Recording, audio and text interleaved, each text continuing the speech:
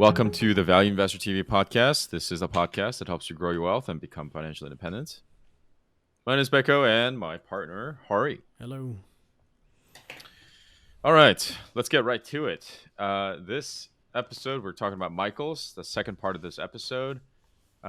We are talking about the financials, management, and valuations. So if you haven't listened to part one, please do. We did talk about a lot of good stuff there. Competitive advantage, why people go to Michaels, things like that. So please tune in. But before we begin, let's start with a disclaimer. Yeah, this is the Value Investor TV podcast. We're a podcast that helps you understand the concepts behind value investing. We are not financial advisors, nor do we know your specific financial situation. So please consult with the appropriate advisor before making any investment decisions. Excellent. All right, let's get right to it.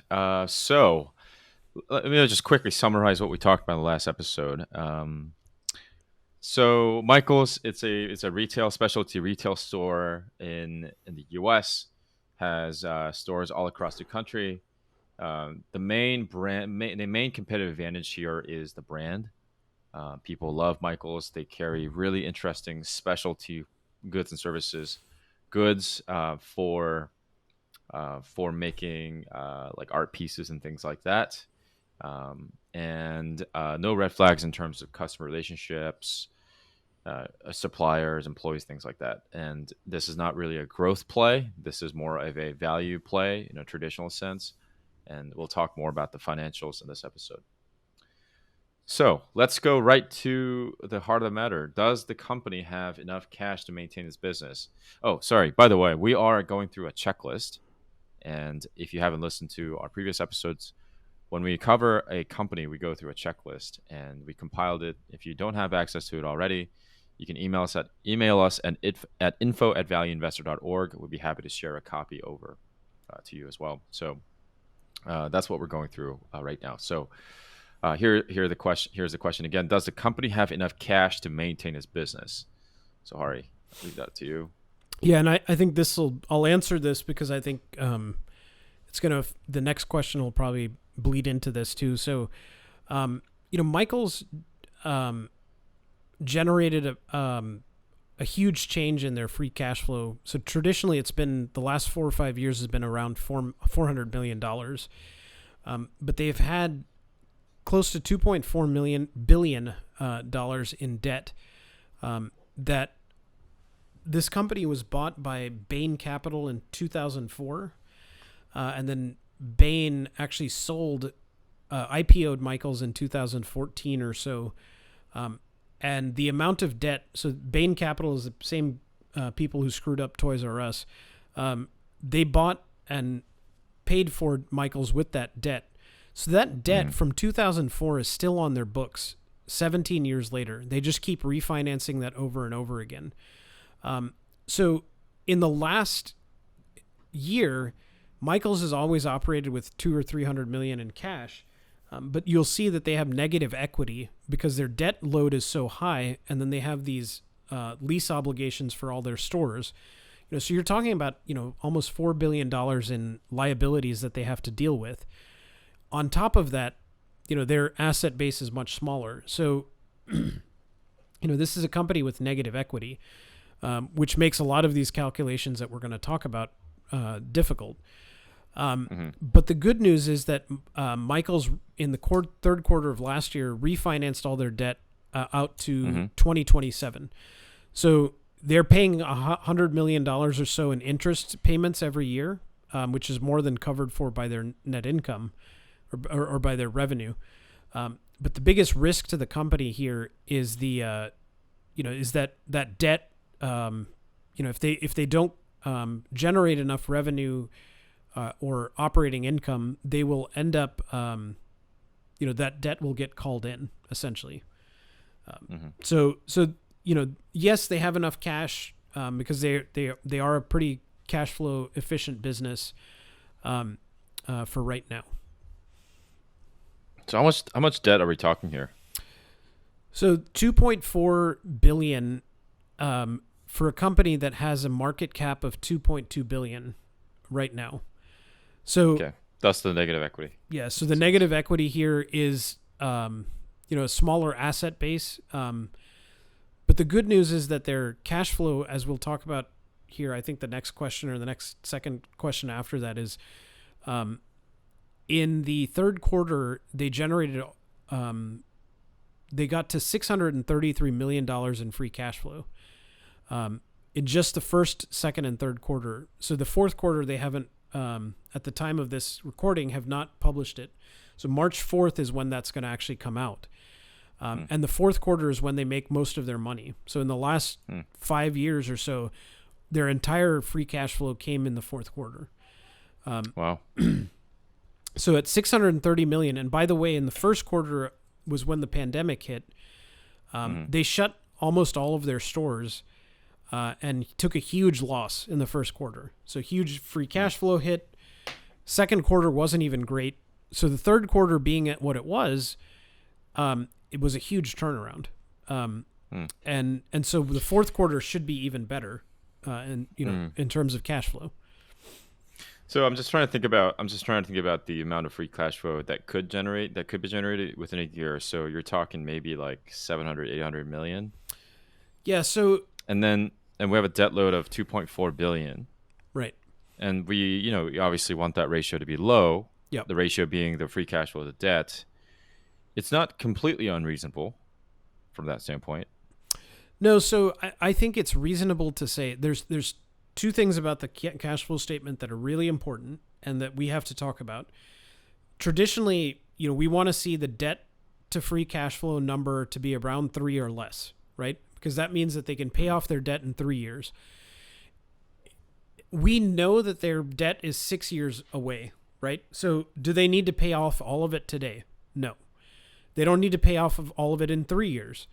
So even if they paid it off in 6 years, we're talking about 400 million a year in free cash flow that they would have to dedicate to it. So prior to this year, when they started turning things around, that's about how much free cash flow they were generating. So they could theoretically pay it off with minimal risk to the business, right?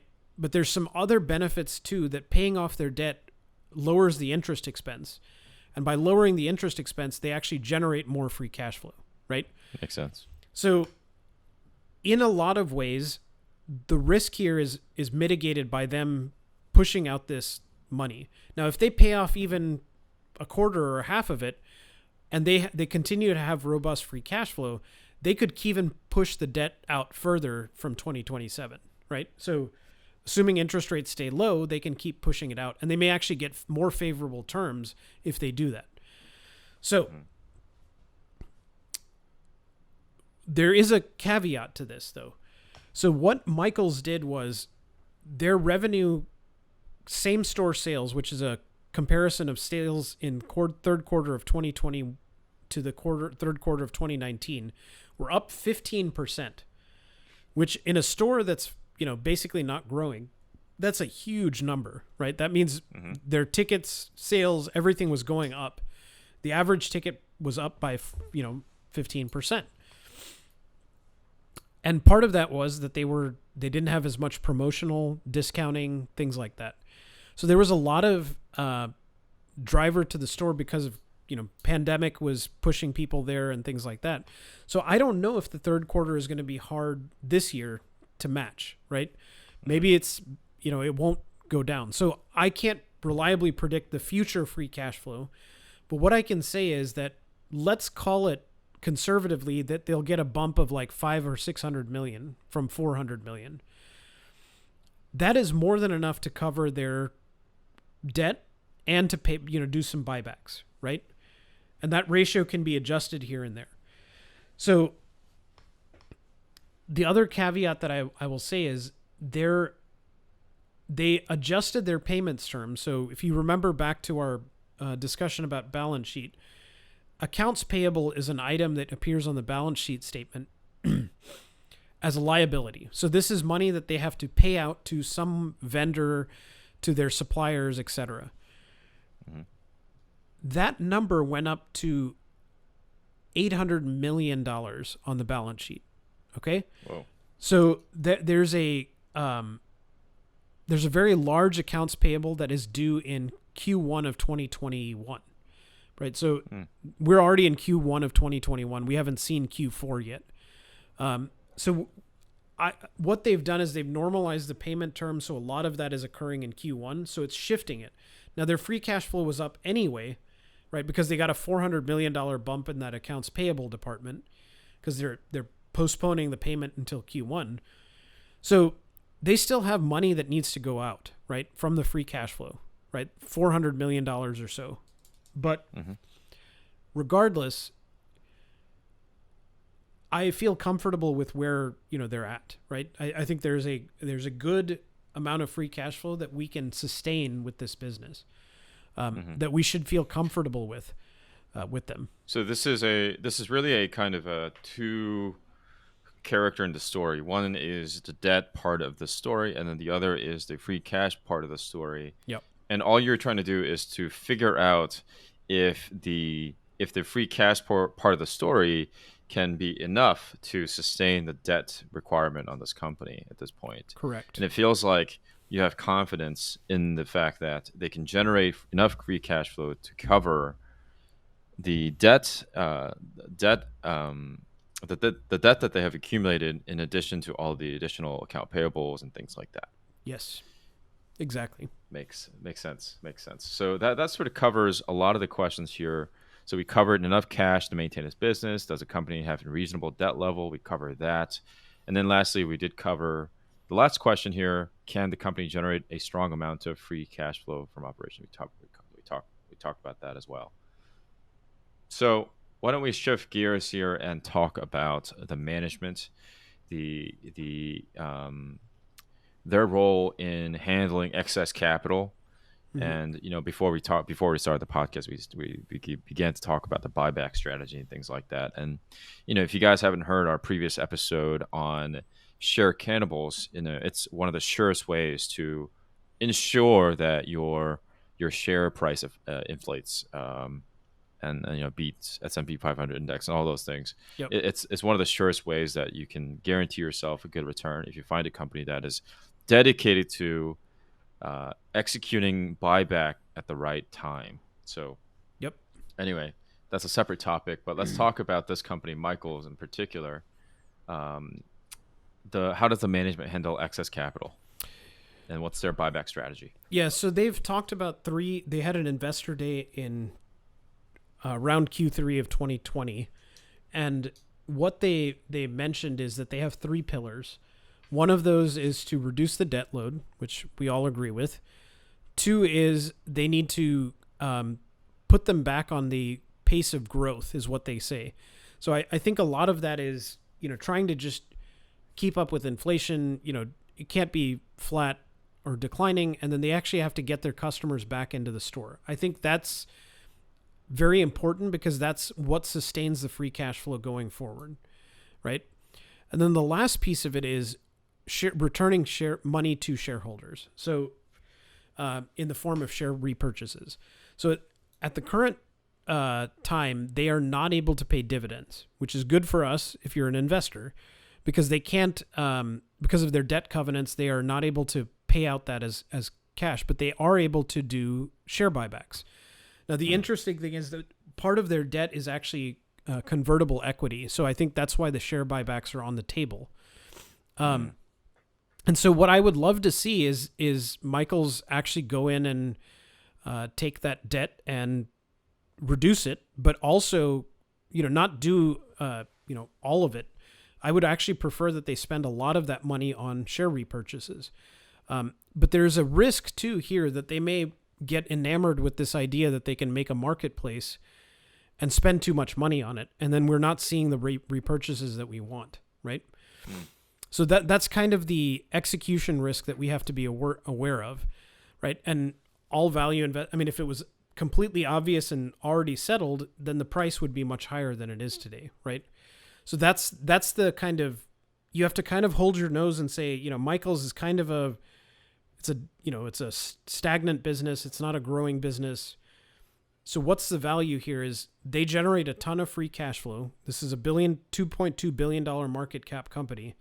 We think that they can have a sustainable free cash flow of around $500 to $600 million a year. So that's trading at like 4 times free cash flow, right?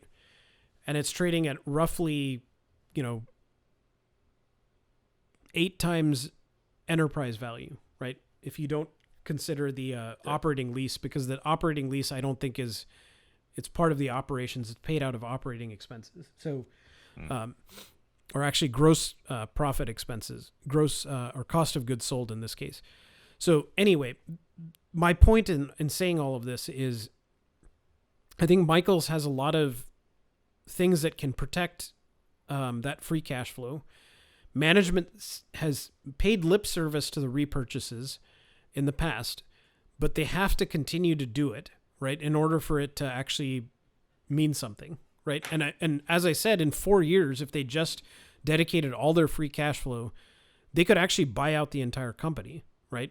Buy back 100% of the shares if they wanted to. So we'll have to see if they actually, what their commitment is. And I think we'll know a lot more after the fourth quarter. It's interesting. So, I mean, if I'm just trying to put myself in the shoes of the management, in front of me, there are 3 roads, and they're not mutually exclusive roads. Yep. You got 3 roads in front of you. One road is executing on the marketplace strategy, putting a lot of money into that, and sort of executing on the sort of the growth, quote unquote, strategy there. The second road is, and obviously, like obviously, like putting more money into repairing stores and making it more beautiful, things like that. Second road is a share repurchase program, right? Executing on the share repurchase program, dedicating some amount of money to that. And then the last road here is reducing the debt load, as you mentioned. Yeah. And they're not mutually obviously they're not mutually exclusive. I think it's a question of how much capital allocation do you set, as an executive to these 3 different strategies. And there's obviously issues with timing. There's obviously issues with the market. How much like, for example, if Michael were to pop tomorrow, share repurchase program of large magnitude might not make sense, right?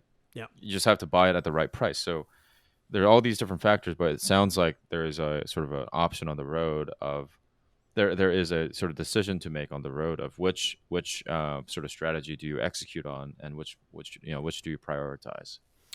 Yeah, and I think the maintaining the operations of the business are going to be important.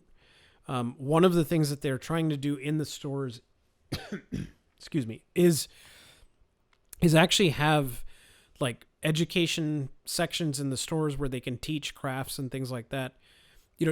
Refurbish the store to make it easier to navigate, because there was a lot of complaints about pricing and how difficult it was to find prices, and the store end caps are hard to read and things like that. So there may be some significant expenses that they need to put in that are necessary, that are going to be kind of more of one-time things that they refurbish the store with.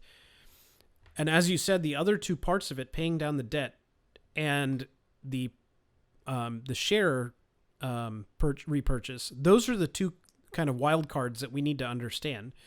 And let's say that they announce really good earnings next week.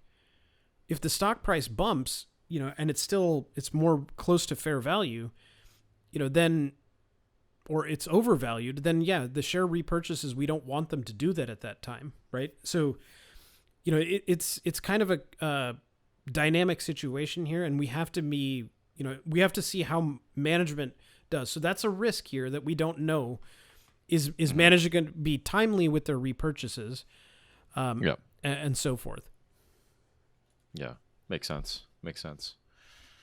All right, so that sort of wraps up the management. Let's go to the last point here, which is the valuation. So walk us through your exercise.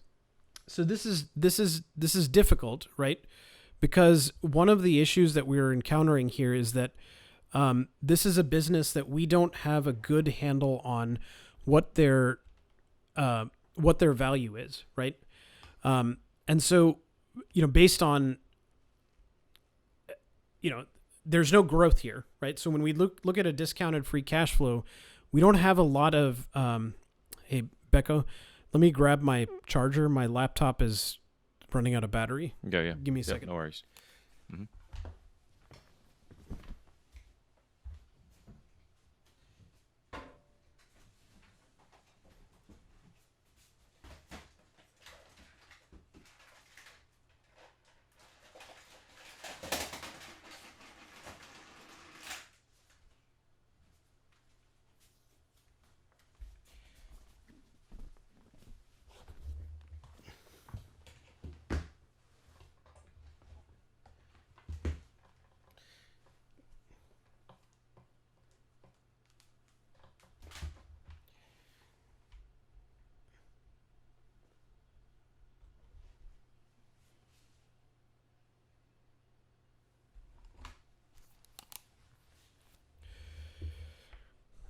Okay.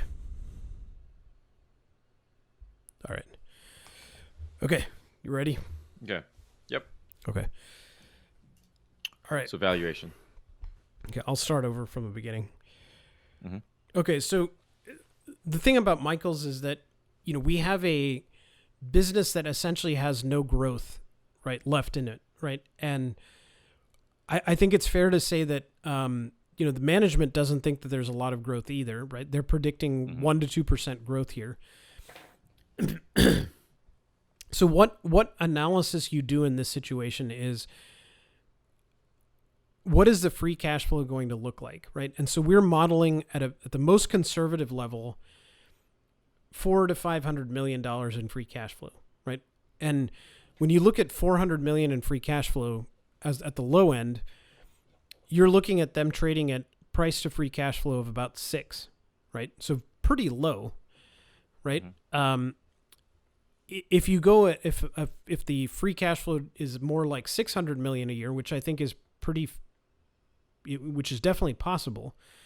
I think that's the middle case here.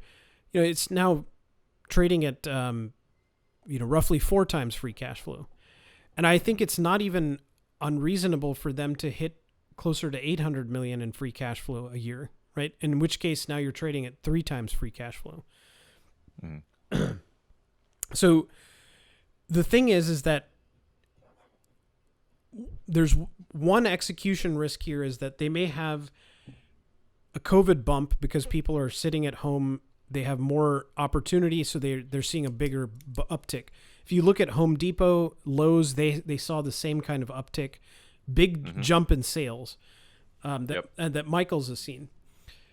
The other interesting thing that is that quarter one of 2020 was horrifically bad for Michael's, right? They lost a lot of money that quarter.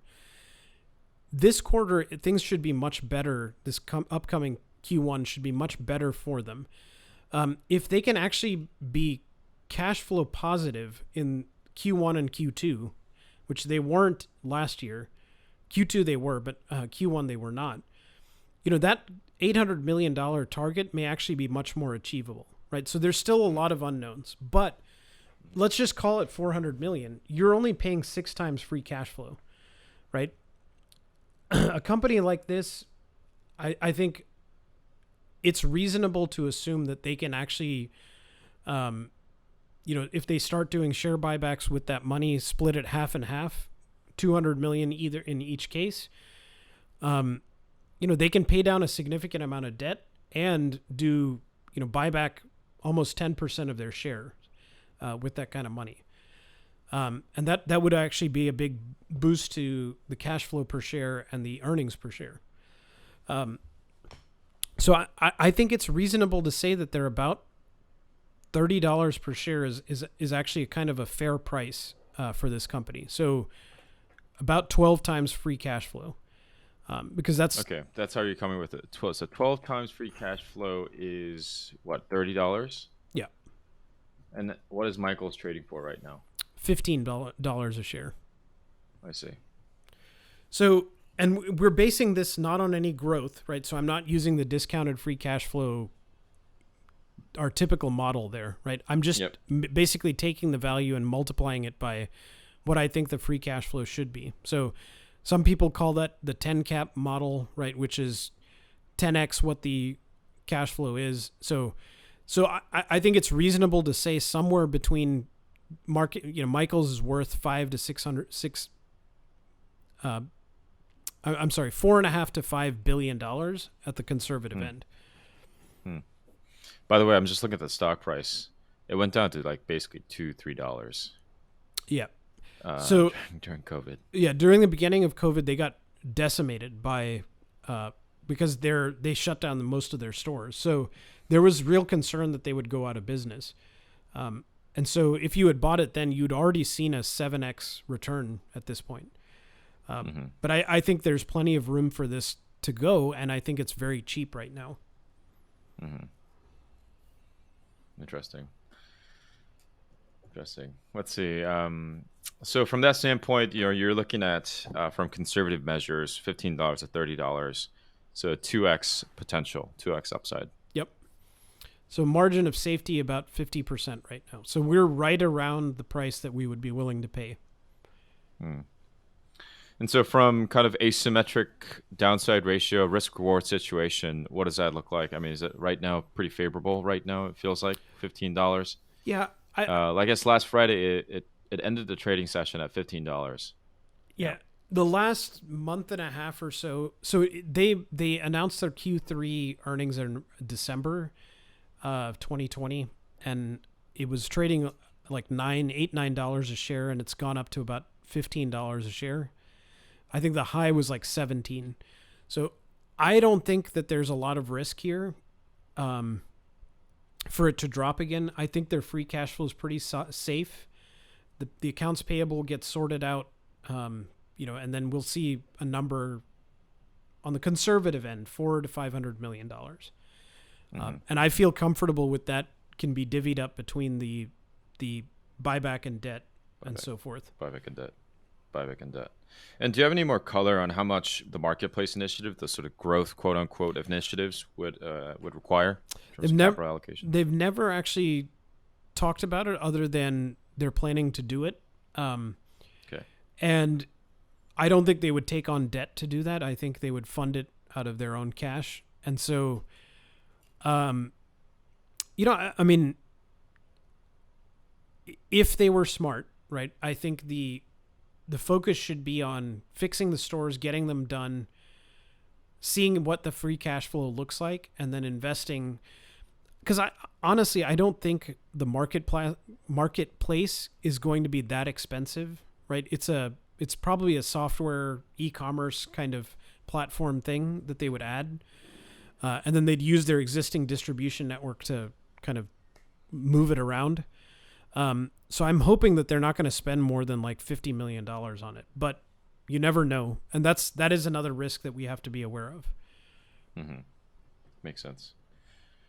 Awesome. Great. Anything else? Anything to add here in terms of valuation? No, I think as we've said, this is not a growth company, but a lot of people then assume that there's nothing to be had here, right? But if you imagine that they were able to get this debt much more under control, and then they started buying back shares in a significant way. So AutoZone was actually in the same boat in the late 2000s. They started buying back their shares, and they bought back almost 90% of the stock doing that. And they actually had a 10x return as a result of that. So Michael's has the ability to do that, right? They have more debt than AutoZone did. But even if they bought back, 50% of their shares or 75% of their shares, which is not unreasonable with the amount of cash flow that they have, I mean, you can see a 3-4x return very easily, right? So there's still a lot to be said for where that goes, right? But I think if they can do this, there is always money to be made if you have a company that generates a lot of free cash flow, right? And that's going to be where a lot of the interest for me is coming from. Makes sense. Awesome. I think that wraps it up nicely for Michael's. It's interesting to see how a company is sort of undergoing a transformation of sorts Yep. in some ways, especially for shareholders. It's a time for. I think it's a pivotal time for a lot of retailers, honestly, right? With COVID and Yes. Amazon and whatnot, Absolutely. and so I think this is a time where you can actually find good value out in the market, and it is a transition period, as I mentioned, and that also comes with a lot of risk. But at the same time, risk also comes with opportunity. If you can identify the business, if you understand the fundamentals, and you understand the risk reward ratio, I think you can find good businesses like Michael's. And obviously you need to make judgments on your own whether this is a good business or not. But from the looks of it, from our discussion, it looks like something that you could look further into. So, Yep. all right. Well, thanks everybody for joining us today.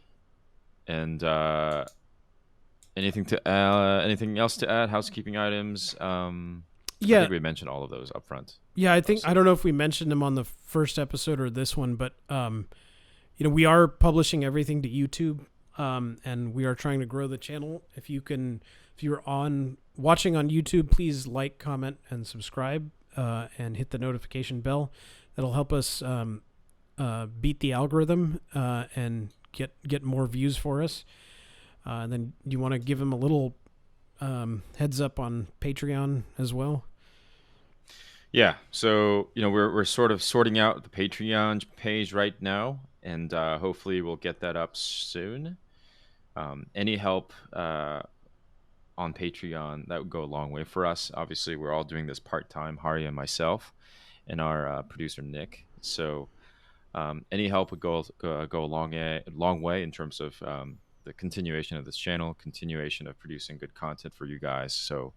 Um, so we'll let you guys know when the Patreon page is up. But yeah, any help really would help. Well, would go a long way. So, Awesome. all right. Well, thanks guys for joining, and I'll see you guys in the next episode.